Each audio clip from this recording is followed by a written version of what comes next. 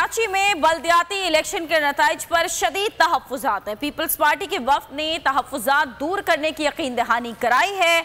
ऐसा कहना था अमीर जमात इस्लामी कराची हाफिज़ नईमुर्रहमान का। पीपी वफ़द से मुज़ाकरात के बाद गुफ्तगू में उनका कहना था कि कराची में इस वक्त भी कई जगहों पर गिनती का अमल दोबारा जारी है और दोबारा गिनती की वजह से मसाइल सामने आ रहे हैं। मज़ीद उनका कहना था कि पीपी और जमात इस्लामी के दरमियान मुज़ाकरात का सिलसिला जारी रहेगा।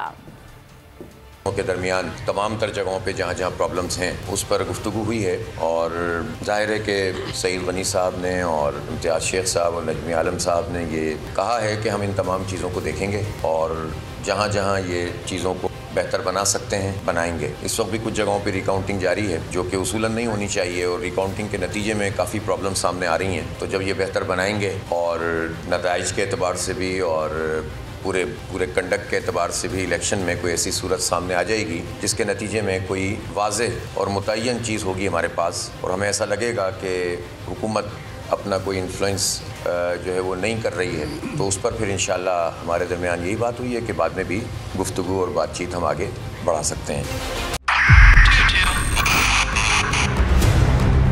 2022 बहुत सारे तोहफे भी देखे गया पाकिस्तान की आवाम को। पाकिस्तान की आवाम को एक तोहफा ये दिया कि आवाम को पता चल गया कि पाकिस्तान का मीडिया क्या है। साल 2022 में सबसे ज्यादा देखे जाने वाला चैनल बोल न्यूज रहा नंबर 1। हमने बहुत सारे शोज और ट्रांसमिशंस की, पूरा साल मुसलसल जदोजहद में निकल गया कि ये वोट ऑफ कॉन्फिडेंस के पीछे कौन लोग थे। तोड़े रेटिंग के सभी रिकॉर्ड। सोशल मीडिया पर भी सबसे ज्यादा तेजी से 2.4 बिलियन व्यूज का संगे मील अबूर किया। एंकर्स को भी आवाम में सबसे ज्यादा मकबूलियत मिली और सोशल मीडिया पर भी बोल रहा सब पर सब्सक्राइब करें और बेल दबाएं ताकि कोई खबर रह न जाए।